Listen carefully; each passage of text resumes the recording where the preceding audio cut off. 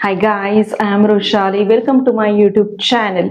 आज के सेशन में हम लीनियर अलजेब्रा देखने वाले हैं। सो देखो स्टूडेंट, पिछले वीडियो में हमने पार्शियल डिफरेंशियल इक्वेशन और फर्स्ट, सेकंड, थर्ड, फोर्थ ये सभी स्टैंडर्ड फॉर्म देख चुके हैं और लैग्रेंजेस फॉर्म और उसके एग्जांपल्स देखे और डिफरेंशियल कैलकुलस उसकी सीरीज भी हमने देखी है। उसे आप रेफर कर सकते हैं, वो उसकी लिंक मैंने डिस्क्रिप्शन बॉक्स में दी ही। सो देखो, हम solution of simultaneous linear homogeneous equation आज देखेंगे। सो देखो, linear homogeneous equation means homogeneous system. ये क्या होती है? Homogeneous system ax is equal to 0. So ax is equal to 0 means where a is the coefficient matrix and x is the number of unknowns means x, y or z. So depends on a is a 2 cross 2 matrix और A is a 3 cross 3 matrix और equal to right hand side को क्या होता है? 0 होता है। जब x equal to 0 होता है तब हम उस सिस्टम को होमोजेनियस सिस्टम कहते हैं। तो चलो देखो, नोट क्या कहती है? Homogeneous system of equation always has a solution. So always has a solution, that is is equal to 0 is called as a consistent system. So उसे consistent system ही कहा जाता है। So क्यों कहा जाता है? क्योंकि देखो x is equal to 0 है। हम सिस्टम को कंसिस्टेंट कब कहते हैं? जब rank of A is equal to rank of augmented matrix A B. जब ऑगमेंटेड मैट्रिक्स और रैंक ऑफ ए मीन्स एक मैट्रिक्स की रैंक जब इक्वल आती है उससे हम कंसिस्टेंट कहते हैं। पर यहां देखो बी क्या है? मीन्स बी मैट्रिक्स क्या है? 0 है। मीन्स वो बी 0 होने के लिए वो 0 होता है, इसलिए rank of A B is equal to rank of A होती है। सो इसलिए ये इक्वल ही रहता है। सो इसीलिए ये सिस्टम क्या होती है? कंसिस्टेंट सिस्टम ये होती है। सो चलो नेक्स्ट देखो, यूनिक सॉल्यूशन। यूनिक सॉल्यूशन की कंडीशन क्या है? देखो, rank of A is equal to n means equal to number of unknowns. Means जितनी भी नंबर ऑफ अननोन्स होती है उतनी ही जब हमें रैंक मिलती है उस कंडीशन में, इसे क्या, उस सॉल्यूशन को क्या कहते हैं? हम यूनिक सॉल्यूशन कहते हैं। और सेकंड देखो, इनफाइनाइट सॉल्यूशन। इनफाइनाइट सॉल्यूशन कब होता है? जब rank of A which is less than n means less than number of unknowns. Less than unknowns means जितनी हमारी रैंक है वो रैंक नंबर ऑफ अननोन्स के कम है। नंबर ऑफ अननोन्स जितने हैं उसमें से कम है, उस केस में हम क्या कहेंगे? इनफाइनाइट सॉल्यूशन कहेंगे। So for all this let's take a examples. So देखो, ये दो एग्जांपल्स हमने लिए। सो चलो, ये क्या है? ये एग्जांपल है। इसे देखो, ये हम मैट्रिक्स में कन्वर्ट करते हैं। सो 1 -1 इसके कोएफिशिएंट मैट्रिक्स है 1 -1 और ये 4 -1 4 -1 और अननोन्स कितने हैं? 2 अननोन्स है x y which is equal to 0 0. सो ये देखो ax equal to 0 means homogeneous system. So तो चलो देखो, अब हम क्या करेंगे? इसकी रैंक पता करेंगे। सो रैंक किसे हम फाइंड आउट करते हैं? रो ट्रांसफॉर्मेशन से। रो ट्रांसफॉर्मेशन हम लगा सकते हैं। तो देखो, यहाँ 1 है और यहाँ 4 है, तो हम क्या करेंगे? R2 इंटरचेंज R2 माइनस क्या कहेंगे? यहाँ 4 है, सो ये 0 कब होगा? 4R1। सो क्या होगा? 1 - 1 R1 as it is, 4 - 4R1 ये क्या आएगा? 0 आएगा। और ये देखो क्या है? -1 -4 इंटू R1 इज -1। सो ये क्या होगा? -1 minus minus plus 4 into 1 4, so -1 plus 4 plus 3 और xy as it is और राइट हैंड साइड को क्या होगा? which is equal to 0 means augmented matrix means rank of यहाँ b क्या है? 0 है। so rank of a is equal to rank of augmented matrix a. so देखो इसकी रैंक कितनी आई? rank of a कितनी आई? देखो 2 आई। so रैंक कितनी है? 2 है। और हमारे नंबर ऑफ अननोन्स कितने हैं? नंबर ऑफ अननोन्स भी 2 ही है। सो हम इस सॉल्यूशन को क्या कहेंगे? यूनिक सॉल्यूशन कह सकते हैं, क्योंकि यहाँ जितने भी नंबर ऑफ अननोन्स है 2 है उस यही क्या आई, रैंक आई। सो इसीलिए यूनिक सॉल्यूशन, और हम क्या कह सकते हैं उसे, जीरो सॉल्यूशन और ट्रिवियल सॉल्यूशन भी कह सकते हैं। सो चलो देखो नेक्स्ट, ये क्या है, हम ये कोएफिशिएंट मैट्रिक्स में कन्वर्ट करते हैं। 5 1 10 2 xy which is equal to 0 0। So देखो अब हम क्या करेंगे, रो ट्रांसफॉर्मेशन लगा देंगे। तो देखो यहाँ R2 इंटरचेंज करेंगे, R2 interchange R2 minus 2 times R1, 5 2 जा 10। सो देखो क्या क्या चेंजेस होते हैं, 0, और ये देखो क्या होगा, ये भी 0 होगा, xy which is equal to 0 0। So देखो यहाँ रैंक ऑफ ए कितनी आई, rank of A is equal to, rank of A कितनी आई, ये होल रो क्या है, 0 है। सो देयरफॉर रैंक कितनी आई, number of, rank means number of non zero rows. ये देखो ये पूरा रो क्या है, 0 0 है। सो इसलिए नंबर ऑफ नॉन जीरो रो कितनी आई, 1। So number of non zero is 1, which is हमारे नंबर ऑफ अननोन्स कितने हैं, 2 है। सो 1 is less than 2, right? 1 is less than 2। सो ऐसे कंडीशन है। सो इस कंडीशन में सॉल्यूशन को क्या कहते हैं, देखो इस सॉल्यूशन में, इस कंडीशन में सॉल्यूशन को क्या कहते हैं, इनफाइनाइट सॉल्यूशन। सो यहाँ क्या आएगा, इनफाइनाइट सॉल्यूशन एग्जिस्ट होगा। सो देखो मैं शॉर्ट ट्रिक आपको बताती हूँ, हमें इतना रैंक भी फाइंड आउट करने की आवश्यकता नहीं होगी। हम इक्वेशंस देख के पता कर सकते हैं कि इसको यूनिक सॉल्यूशन एग्जिस्ट होगा या इनफाइनाइट सॉल्यूशन एग्जिस्ट होगा। देखो ये हमारा कोएफिशिएंट मैट्रिक्स है, जब हम इसका डिटर्मिनेंट निकालेंगे, डिटर्मिनेंट ऑफ ए, इसका डिटर्मिनेंट कितना आएगा, देखो -1 माइनस माइनस प्लस 4, इसका डिटर्मिनेंट कितने आया, 3 आया, which is non zero, means determinant of A which is non zero. जब डिटर्मिनेंट नॉन जीरो आता है तब उस कंडीशन में क्या होता है, यूनिक सॉल्यूशन एग्जिस्ट होता है। और इसका डिटर्मिनेंट देखो, डिटर्मिनेंट ऑफ ए इतना, इसका कितना आया, 10 minus 10 which is equal to 0, means determinant of A जब 0 आता है, जब सिस्टम का डिटरमिनेंट 0 आता है, उस कंडीशन में हम सॉल्यूशन को क्या कहते हैं, इनफाइनाइट सॉल्यूशन। मींस हमें ट्रिक ये है कि हम ओनली डिटरमिनेंट फाइंड आउट किया तो हमें पता चल सकता है कि उसमें से यूनिक सॉल्यूशन आएगा या इनफाइनाइट सॉल्यूशन आएगा। चलो अब हम उसके एग्जांपल सॉल्व करते हैं। चलो ये क्या है, ये सिस्टम ऑफ होमोजेनियस इक्वेशंस है। सो इसे हम क्या करेंगे, मैट्रिक्स में कन्वर्ट करते हैं।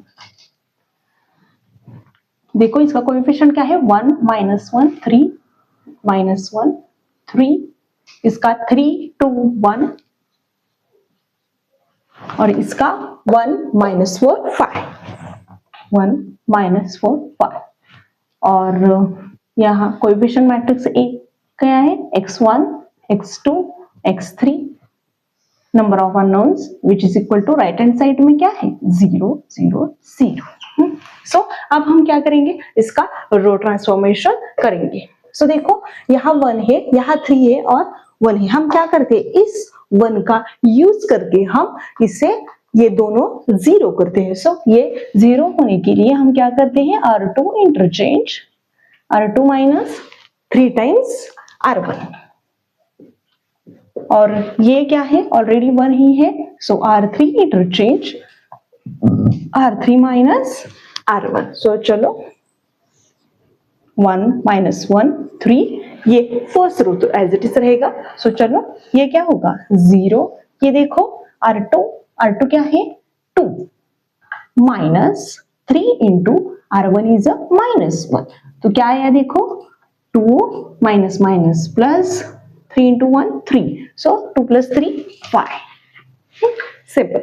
नेक्स्ट ये क्या है देखो, R2 क्या है, 1 minus 3 into R1 is a 3, so 1 - 9, 1 - 9 is a -8, 8, ये हो गया R2। Next R3, R3 minus R1, 1 minus 1 0, ये सिंपल है। -4, देखो माइनस R3 माइनस R1 -4 -1, ये क्या आया -4 माइनस माइनस +1, सो -4 + 1 इज -3, और next R3 minus R1 5 minus 3, 5 minus 3 is 2, x1 x2 x3 which is equal to 0 0 0। So next देखो हम क्या करेंगे, हम इसका यूज करके यहाँ दोनों 0 आए, सो हम क्या करेंगे, यहाँ 0 लाएंगे। तो हम क्या करते हैं, देखो यहाँ माइनस साइन है और यहाँ प्लस साइन है, सो जब डिफरेंट साइन होगी तब हम एडिशन करते हैं, और जब सेम साइन होती है, देखो यहाँ सेम साइन होने के बजाय हमने क्या किया, यहाँ सब्ट्रैक्शन किया, और यहाँ डिफरेंट साइन है इसलिए हम एडिशन करेंगे। सो इसके कोएफिशिएंट को मल्टीप्लाई करेंगे, सो हमें R3 इंटरचेंज करना है। R3 इंटरचेंज, देखो इसको 5 से मल्टीप्लाई करना होगा और इसको 3 से मल्टीप्लाई करना होगा, सो 5R3 plus 3R2, simple. Next देखो क्या क्या चेंज करते हैं, 1 -1 3 0 5 -8, ये दोनों रो एज इट रहेंगे, ये ऑलरेडी 0 होगा और ये क्या होगा, 0 होगा। हमने 0 के लिए ये ट्रांसफॉर्मेशन किया है, और ये क्या होगा, देखो 5R3, सो 5 टाइम्स R3 कितना है, -3 plus 3 times R2 is 5 times R3, so 5 times R3 is 2, R3 is 2 plus 3 times R2 is -8, 4 5 2s are 10 plus minus 24, so 10 minus 24 -14, so हो गया x1 x2 x3 which is equal to 0 0 0। So देखो ये क्या आया, ये यहाँ rank कितनी आई है हमारी, रैंक इज 3 आई। सो देखो बाय बैक सब्स्टिट्यूशन हम क्या करते हैं, -14x3 इज इक्वल टू 0, सो और 5x2, ये देखो क्या होता है, ये x1 का कोएफिशिएंट होता है, ये x2 का होता है और ये x3 का होता है, और ये क्या है, x3 का है, so therefore -14x3 is equal to 0, और ये क्या है, x2 का है, सो 5x2 -8x3 is equal to 0, और ये देखो x1 x2 plus 3 times x3 is equal to 0। So देखो -14x3 is equal to 0, this implies x3 is equal to क्या आया हमारे, 0 आया। सो x3 की वैल्यू 0 यहाँ पुट कर दे, सो क्या आया, 5x2 minus 0 which is equal to 0, so this implies x2 is equal to क्या आया, 0 आया। x1 x2 और x3 की वैल्यू क्या है, 0 है, सो पुट करो -0 plus 0 which is equal to 0, so x1 भी क्या आया, 0 आया। सो इस तरह से हमें क्या क्या मिला, x1 x2 और x3 तीनों की वैल्यू क्या मिली, हमें 0 मिले। सो इस तरह से इस होमोजेनियस सिस्टम ऑफ सॉल्यूशन को सॉल्व किया जाता है। सो सेकेंड एग्जांपल देखते हैं। तो देखो पहले तो हम क्या करते हैं, इससे गिवन एक सॉल्यूशन गिवन सिस्टम को हम मैट्रिक्स फॉर्म में कन्वर्ट करते हैं। सो 2 -1 3 3 2 1 1 -4 5 x1 x2 x3 which is equal to 0 0 0।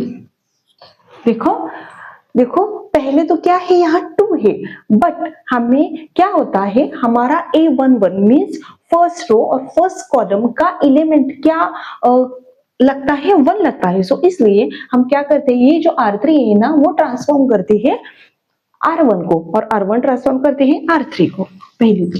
So R3 interchange R1,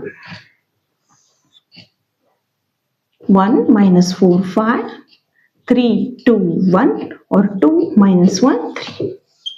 सो तो अब हम क्या करेंगे, अब हम ट्रांसफॉर्मेशन करेंगे।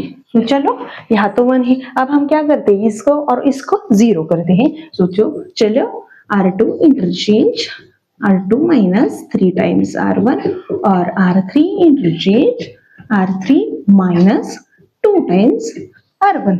हम क्या करते हैं, ये जो कोएफिशिएंट है इस कोएफिशिएंट से इसको मल्टीप्लाई करते हैं, मीन्स वो सेम सेम होता है और वो माइनस करने के बाद 0 होता है। तो चलो ट्रांसफॉर्मेशन करते हैं।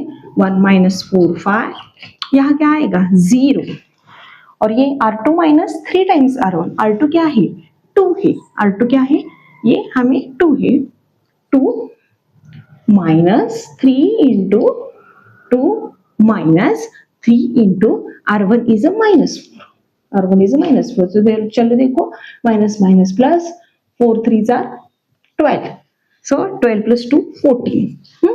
नेक्स्ट ये अब हम क्या करेंगे, ये 1 R2 minus 3 into R1 is 5, so 1 minus 50, 1 minus 50 minus 14। ये R2 कंप्लीट हो गया। नेक्स्ट R3, यहाँ क्या आएगा 0, ये देखो R3 क्या है, R3 माइनस 1, सो देखो यहाँ से करते हैं minus 1 minus 1 minus 2 into R1 क्या है, इसका R1 क्या है, इसका R1 क्या है माइनस 4 है, minus 1 minus minus plus 4 2 jar 8, minus 1 plus 8 is 7।